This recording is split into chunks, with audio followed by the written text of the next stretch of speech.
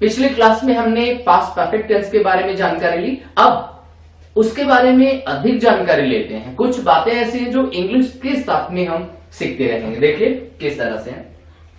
Dear students, इस tense में अर्थात मैं बात करूंगा पास्ट परफेक्ट टेंस की। ठीक है, हम उसी टेंस पे चल रहे हैं जो पहले हम पढ़ चुके हैं। तो पास्ट परफेक्ट टेंस में दरअसल क्या होता है डियर स्टूडेंट, ये स्पेशल थिंग है, इसे ध्यान रखोगे। इसमें दो घटनाएं एक साथ घटित होती हैं। एक पहले घटित होने वाली घटना या पहली घटना, और एक होती है दूसरी घटना। दूसरी घटना याद रखना है हमें। पहले घटित होने वाली जो घटना होती है उसके लिए हमेशा हैड प्लस थर्ड फॉर्म का प्रयोग करना चाहिए। पहले घटित होने वाली घटना को, अर्थात मैं ये कहूंगा कि पहले घटित होने वाली घटना को सदैव पास्ट परफेक्ट टेंस में अभिव्यक्त किया जाता है, जबकि बाद में जो घटित होने वाली घटना है उसे हमेशा पास्ट इंडेफिनिट, अर्थात इसमें हमेशा मैन वर्ब की सेकंड फॉर्म का यूज करना चाहिए। दूसरे शब्दों में यह भी कह सकते हैं अपन कि इसमें हमेशा पास्ट इंडेफिनिट टेंस में इस घटना को, दूसरी घटना को अभिव्यक्त किया जाता है। अब दूसरी जो इंपॉर्टेंट थिंग है, दोनों घटनाओं को बिफोर अथवा आफ्टर से जोड़ दिया जाता है। या तो बिफोर से जोड़ा जाता है या आफ्टर से जोड़ा जाता है। तो इन चीजों को हमें ध्यान में रखना है। अब मैं एक हिंदी का सेंटेंस देता हूं, फिर इंग्लिश के सेंटेंसेस पे चलते हैं। फॉर एग्जाम्पल, डॉक्टर के आने से पहले रोगी मर चुका था। मान लीजिएगा ये सेंटेंस है हमारे पास। डॉक्टर के आने से पहले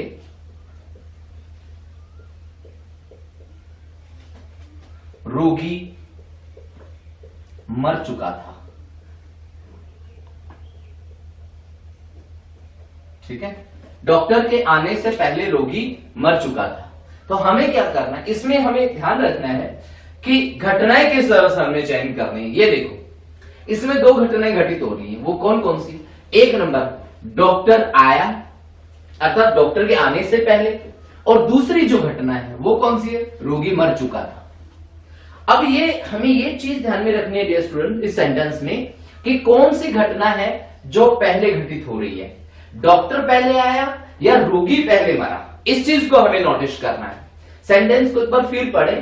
डॉक्टर के आने से पहले, मतलब पहले ही, डॉक्टर के आने से पहले ही रोगी मर चुका था। इसका मतलब पहले घटना कौन सी घटित हुई कि रोगी मर चुका था और डॉक्टर बाद में आया।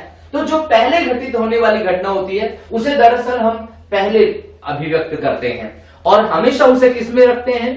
पास्ट परफेक्ट टेंस में। ठीक है, तो सबसे पहले लिखते हैं अपन रोगी मर चुका था।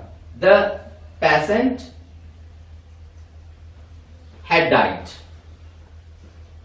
Had died. ठीक है, द पेशेंट हैड डाइड। रोगी मर चुका था। अच्छा, से पहले मतलब यहां पर हमें बिफोर का इस्तेमाल करना है, तो हमें लिखना है बिफोर। अब किससे पहले मर चुका था? बाद में कौन आया भाई? डॉक्टर के आने से पहले, अर्थात बाद में डॉक्टर आया। इसका मतलब before the doctor came. The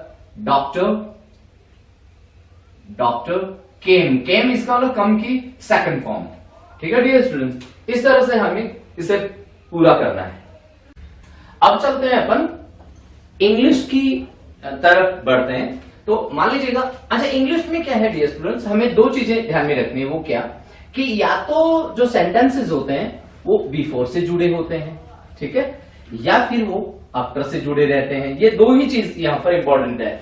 तो किस तरह से हमें क्या करना है वो चीज देखिएगा कि जो सेंटेंस बिफोर से जुड़े होते हैं उनमें दोनों सेंटेंसेस इधर होंगे, तो एक तरफ इधर वाला जो सेंटेंस होगा उसमें हैड प्लस थर्ड फॉर्म होगी।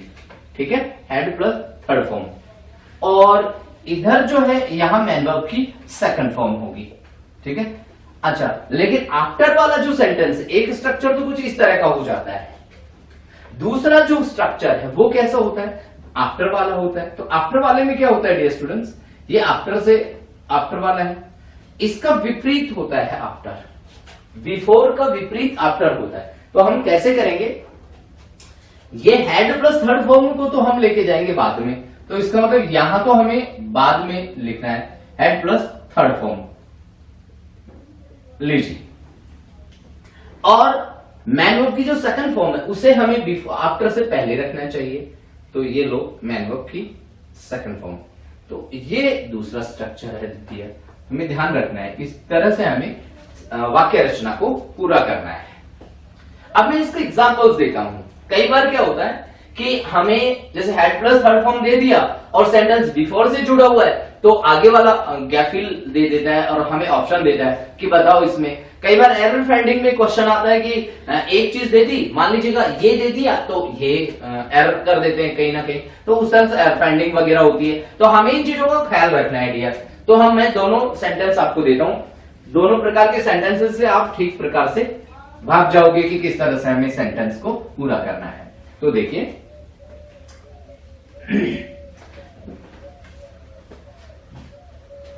पहला सेंटेंस है, द स्टूडेंट्स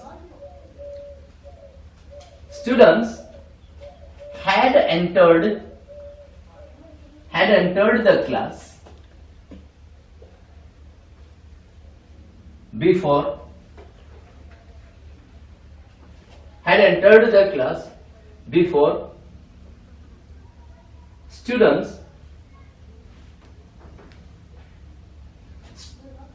और ये in respect of the teacher of their teacher ये सेंटेंस दिया डियर। और आपको एग्जाम मैं ऑप्शन देता हूं, A stand up, B stood up, C had stood up,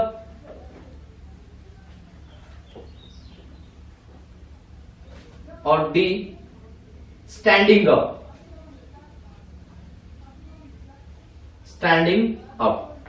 ये सेंटेंस है डियर। हमें इसमें जो है गैप फिल करना है। तो किस तरह से हम टेंस को पहचाने, अच्छी तरह से हमें इसे समझें। तो देखो सबसे पहले हमें सेंटेंस की स्टडी करनी चाहिए डियर स्टूडेंट्स। इसमें क्या दिया हुआ है हमारे को had plus third form plus before, ठीक है। अगर बिफोर दिया हुआ है, ठीक है डियर स्टूडेंट्स, और हैड प्लस थर्ड फॉर्म दी हुई है, तय रूप से मैन वर्ब की सेकंड फॉर्म होगी, इसमें कोई दो राय नहीं है। इसका मतलब स्टैंड अप में सेकंड फॉर्म नहीं है, स्टैंडिंग में भी नहीं है, तो दोनों ऑप्शन गलत है, नहीं होंगे। अच्छा हैड आ रहा है, हैड प्लस स्टूड अप, ये पास्ट परफेक्ट को इशारा कर रहा है। अगर हमने ये ऑप्शन किया तो इसका मतलब पास्ट परफेक्ट इधर भी और पास्ट परफेक्ट इधर, ऐसे में ही गलत हो जाएगा। सही ऑप्शन क्या होगा इसका डियर स्टूडेंट्स, स्टूड अप। ध्यान रखोगे, तो इस तरह से हमें पूरा करना है। एक सेंटेंस और देता हूं मैं इसकी जगह। इसको जस्ट हमने सोचो, मान लीजिएगा मैं आफ्टर से जोड़कर देता हूं, तो किस तरह से सेंटेंस होना चाहिए देखिए, और क्या हम गलतियां अक्सर कर देते हैं वो चीज। सेंटेंस में जैसे the blanks this their clothes in the sun after they had washed them. Them यहां किसके लिए है, क्लॉथ्स के लिए। डियर स्टूडेंट्स ऐसी कंडीशन में हमें ध्यान में रखना है, आफ्टर से जुड़ी हुई है सेंटेंस। अच्छा आफ्टर के बाद वाले जो सेंटेंस है उसमें क्या दिया हुआ है हमें, ये हैड प्लस थर्ड फॉर्म। क्या आफ्टर के बाद वाले में हैड प्लस थर्ड फॉर्म ही दी होती है? वास्तव में हाँ, यही उपयुक्त होती है। अब इसका मतलब है कि अगर आफ्टर के बाद वाले में हैड प्लस थर्ड फॉर्म दिया हुआ हो, तो आफ्टर के पहले वाले सेंटेंस में हमेशा मैन वर्ब की सेकंड फॉर्म का यूज करना चाहिए। और इस प्रकार से सही ऑप्शन क्या हो जाएगा dear, dried. Okay, that's all dear. अगले नई क्लास में हम नए टॉपिक के साथ में मिलते हैं, तब तक के लिए चाहता हूं इजाजत।